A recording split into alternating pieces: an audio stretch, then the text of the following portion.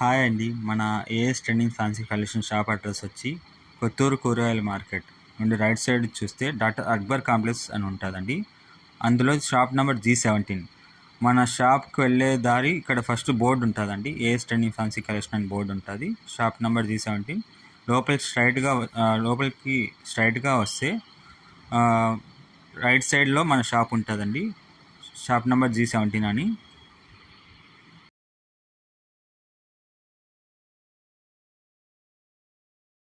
ఇది మన shop entrance view అండి.